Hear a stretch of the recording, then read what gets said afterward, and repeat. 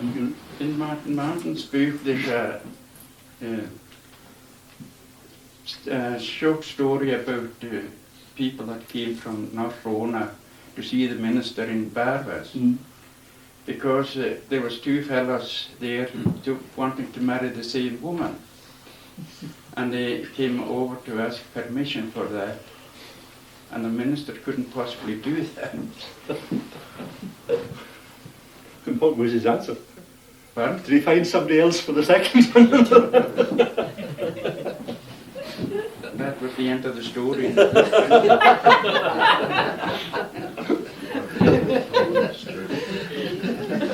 It's the thing you forget, though, is how economically necessary marriage was. It wasn't quite such a romantic thing or need to be.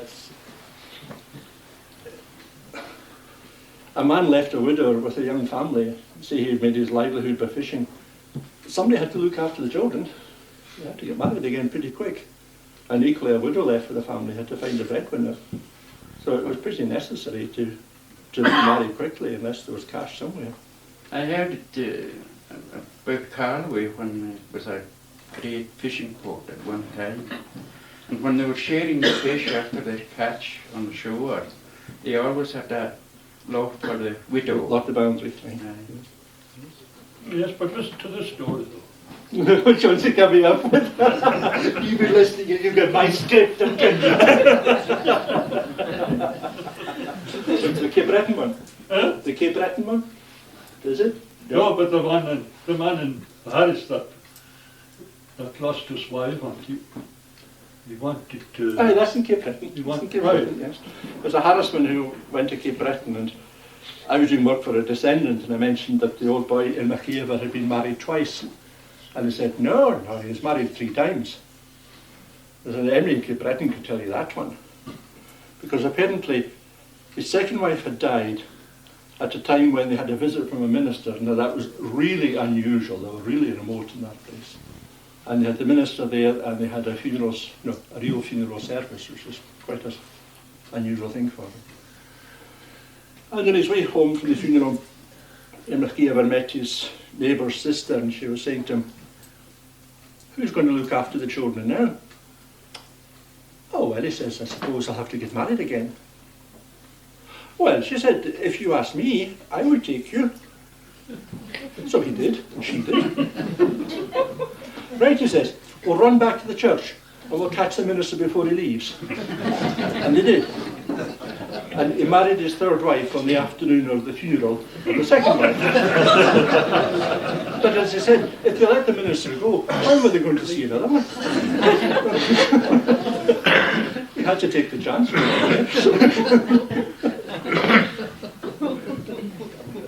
Well, it's a really romantic thing, marriage in these days. You know the story, this is up the coast again. You know, I always tell stories about somewhere else when I'm talking. I don't tell them about their own area. But the one up the coast where, let's get this right.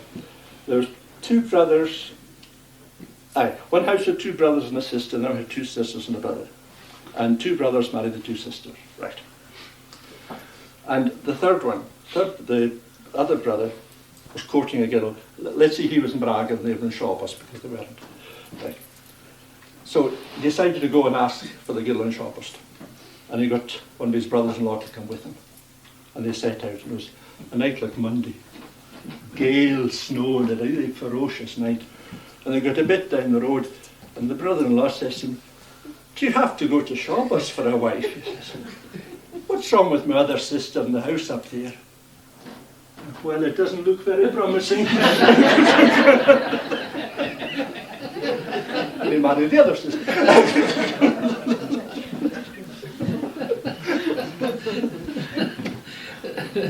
Well, you know the story of Marital in Lochs, yeah? Well, Marital stayed, maybe getting off the subject, but I don't suppose anybody minds really. Marital stayed in Arvik, and she had a boyfriend who was a fisherman. And her parents thought she could do better than that. There was this MacKenzie in Cremore, he had a good craft. And her boyfriend was away at the fishing, and they got round and persuaded her to marry MacKenzie. And they set out to the mansion Kios. Well, at that time, you know, the road along the south side of the loch, round through and back through Balladen into Kjors again, quite a distance. And as they were going, the boyfriend turned up in his fishing boat. And they told him what had happened, so he just turned the boat across the loch, straight to Kjors, and got there when the church was there. And the minister were saying to him, you know, does any object to the marriage? And he got up, yes, I object, I want to marry her myself.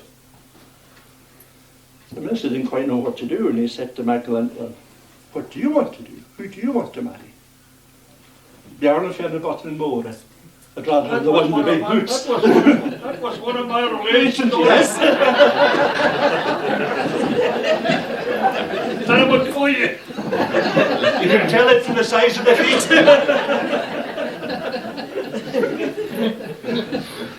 And that's who you married. And you think, oh well, poor MacKenzie getting lost his wife just like that. But I followed through the registers in Cremore. He married somebody else 3 weeks later. Well, I mean, they bought in all the stuff for the marriage and I'm going to waste it. Well, like that happened to the lady from Donnchadh and a man from Bernra. They were going to get married, and the Bernra fellow was coming by boat to Toggan here and to walk down to Donnchadh. But curiously enough, the lady that was going to get married, and a fellow from Lochgan, he eloped with her the night before. So it was a kind of embarrassment for the family. So the fellow sent his other daughter up to Toggan to tell her.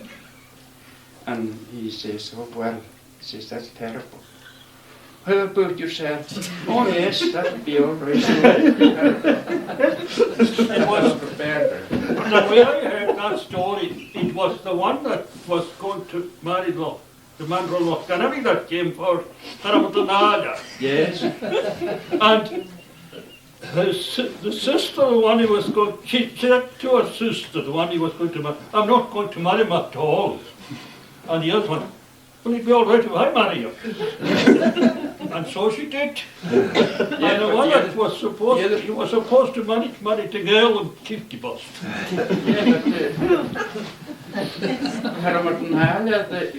The other one, she eloped with him before the Bernra fellow were alive. Well, there's lots of nice romantic stories about that. Well, one I know in Harris was that a chap who went to ask for the girlfriend and she wouldn't have him at all. And he was saying to the father, well, what can we do? I've even bought the ring. And the younger sister says, well, I would take it. And he seemed to be just as happy. Well, you've got the story in Chester, Chris, from the ones in town, haven't you? The ones that went to town to find a wife. Oh, well, I just went to town. And the father wouldn't give the younger daughter, but he offered the older daughter, and the other chap didn't want her, so they went away. But there were two of them. There was an uncle and a nephew. And the nephew was eyeing up the younger one, and he said to his uncle on the way out of the village, you know, it's going to be terrible going back home without a wife. Why don't you just take the other one? So he did. He went back and he agreed to marry her, and they got married. And a year later, the nephew went back and claimed the younger woman for himself.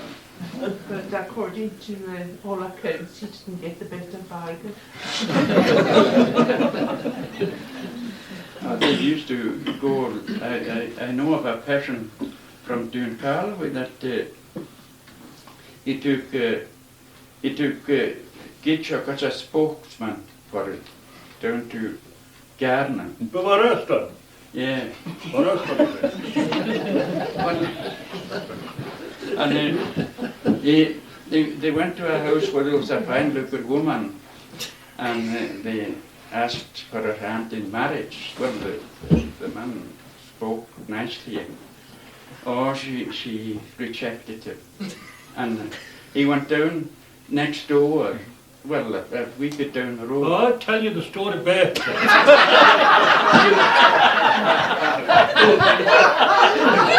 He had two people going with him. And I'll tell you who he was. And he lived in Collins, that man. It's a different story altogether. Because it's the man that was with him that told it to me. What are they? These things were happening more than once. And he had two bottles of whiskey. He was going to have a Fraser. Oh, well, And that's not one the of them story broke. One of them broke on the shore before they were going to row over to the Donnchadh. There was no Donnchadh. Oh, well, Going to it's row a it. different And one of story. them broke on the shore. And one of the men said to him, "Oh, it's as well for you to turn back. We'll have no luck tonight." And the other one said, the second one, "No, carry on. Don't lose your courage." And as they said to this house that he intended to go, and the man that was in the house, the brother of the girl, said, when he heard this, what they were asking, no, she can't go." He was an Annie MacArthur. Mary MacArthur he was. "She can't go. I have too many cows and I have nobody to help me if she goes." And when he came out, the one that said when the bottle of whiskey broke, "No, I told you that you wouldn't have any luck." And the other said, "Oh, don't lose your courage. There's more than that one in Alasdair." And off they went to the next door. And the one in that house was a Marital. And she was the first wife of the Comann. Yeah, well, there's a connection in the two stories, written. Wife of the Comann. And one of her daughters was living till after the last war. You digress from crop to crop number. Into the craft. Okay. The same fellow from the same fellow from Donnchadh came to Comann. And they went to an old widow there, and she had a daughter, a nice daughter. And well, they had a cup of tea when they came in and all the rest. And after a while, the Bishop stood up and he said, "Well," he says, "we came up here on a special occasion. My good friend here wants the hand of your daughter in marriage." And the old lady says, "Oh," he says, "we're not tired of our ourselves yet." "Oh," he says, "it's not ones that you get tired of that would want."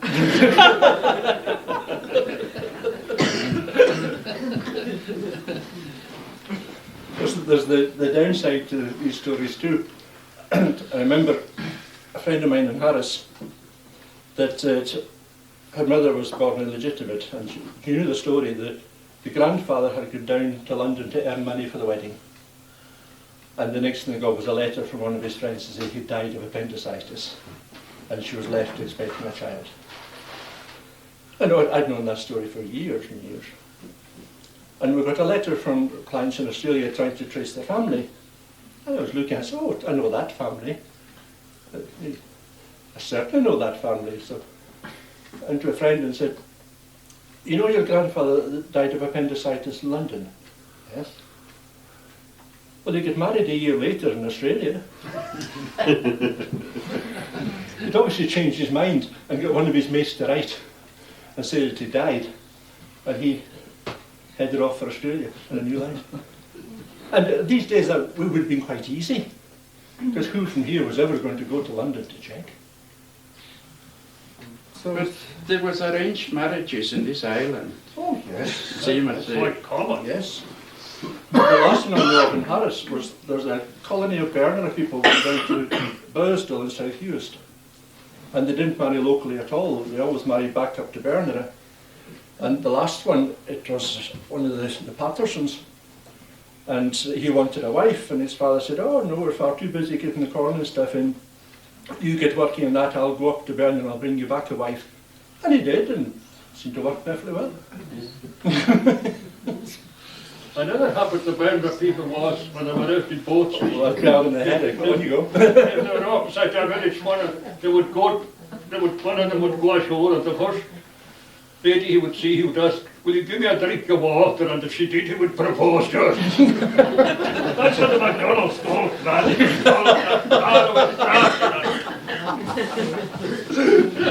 It's about time to try.